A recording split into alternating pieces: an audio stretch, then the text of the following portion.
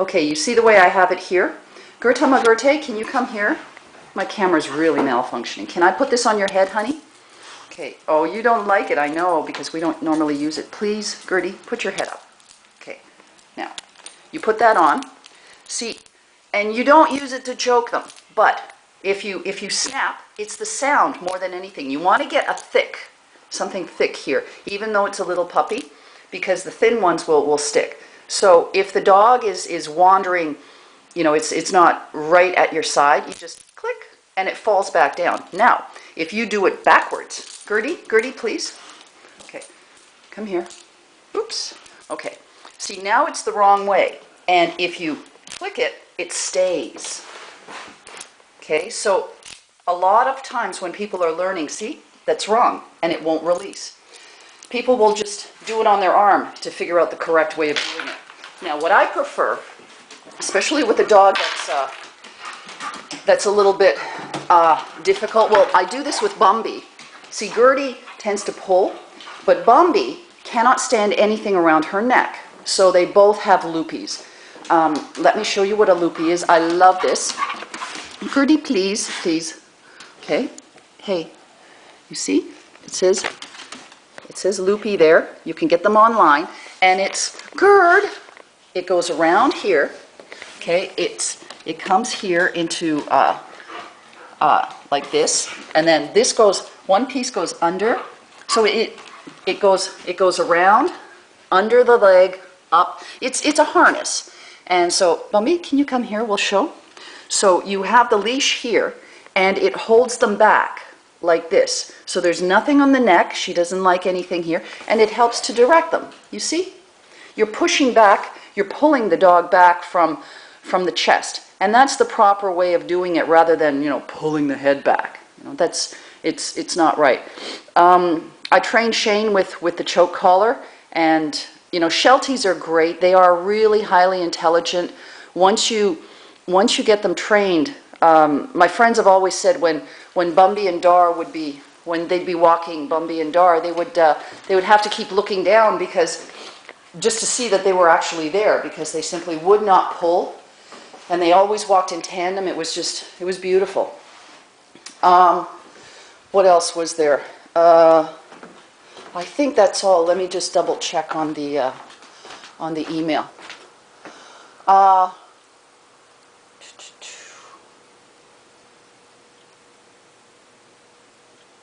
What else? Oh yeah. The puppy is scared of the washing machine and the vacuum cleaner. It's a good idea to get the puppy. There's not much you can do with the washing machine, but if you train the puppy to enjoy the vacuum cleaner, you'll have a better time of it. So bring out the vacuum cleaner and start playing with the puppy next to the vacuum cleaner, and let the dog get used to the vacuum cleaner. And then one day, turn the vacuum cleaner on, not right next to the puppy, but let's say on the other side of the room, and continue playing with the puppy.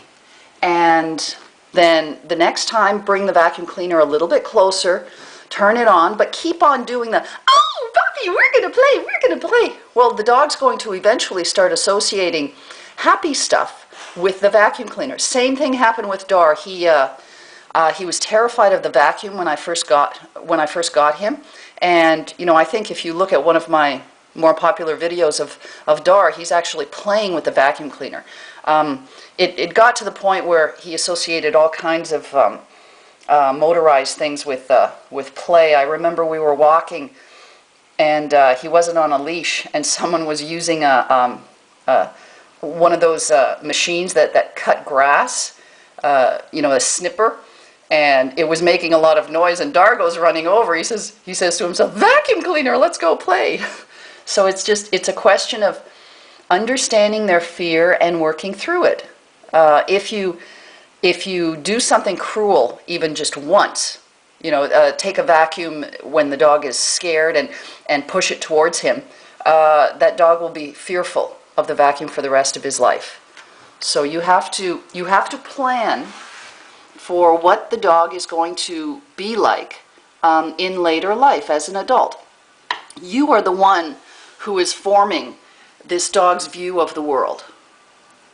And, you know, every time, Goody, you look so beautiful, I love you so much. Every time I see animals that are messed up in the SPCA, it's not the animal's fault. There are only a couple of reasons that, that an animal is untrainable.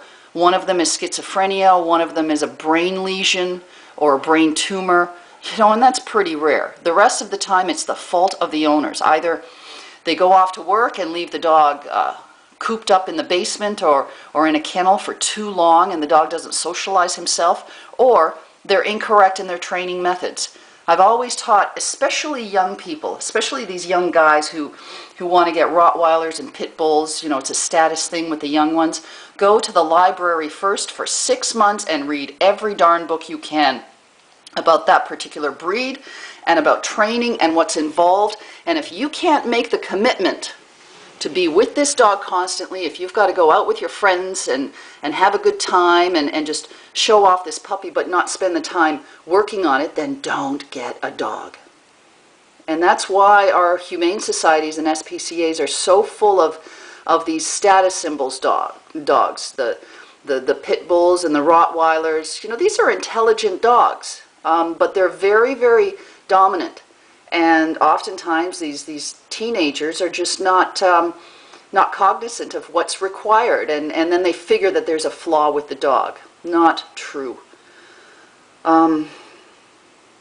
Okay, I think that's about it for this tape. Goody, you're really putting up with your mummy, huh? Yeah. Well, Mummy put some toast on so we can have some toast. I'm going to post these videos, and then we'll go for a walk, okay? Yeah. You see? She only responds to those words that she knows. And that's all that can be expected of an animal. Another thing that's really important is to know that each animal is different. That doesn't make a lot of sense when it's your very first animal, as it is with this friend. But you know, as people get older, and well, even the cat owners have found that every cat, every dog is different, and so they have to be taught differently and responded to differently. If you look at my videos, you'll notice that I respond very differently to Dar, and you know, I mean, Dar was just, there was just so much respect that was involved with Dar, and there was an unconscious, you know, we almost had an ESP thing between us. He knew what I was thinking, I knew what he was thinking, and that's why when he became deaf, we just, I don't know, I think it was just God that got me to teach him sign language when he was a puppy. Gertie doesn't know sign language. Bambi does, but I never applied it. But for some reason with Dar, I just kept on doing it, and then he became deaf, and we needed to use it. With Bambi, you have to sometimes raise your voice, especially first thing in the morning when she's barking nonstop. And it's her way of saying, I love being alive. And Gertie is very quiet. I come home, if Bambi's upstairs and she doesn't hear me coming home, Gertie stays in her cage. She doesn't come out. She waits for me to come in through the door and let her out so she can pee. She knows that if she comes to greet me, she's going to get excited and have an accident. And she stops herself from doing that because I respect her enough not to yell at her. You know, I tried that when she was a puppy. You know, tried saying that, no, don't do that. And it just didn't work. It made it worse. So now I keep my mouth shut. And if she seems upset, which she often does, I'll just say, no, it's okay, and I clean it up, and then I ask her to come, I let her go outside, and then I ask her to come back, and life is okay. And, you know, we have to try our best to give these guys as most beautiful a life as they can have. You know, Ron is correct, you know, where he says, you know, they're not made to be living indoors with us, inside a house. You know, they love our company, but we live in an artificial environment ourselves. You know, if we were living in the tropics, the way God made us, we would just, you know, we'd have these little huts. We wouldn't have these completely sealed houses, and life would be different. We'd be living with the animals, and as it is, we don't.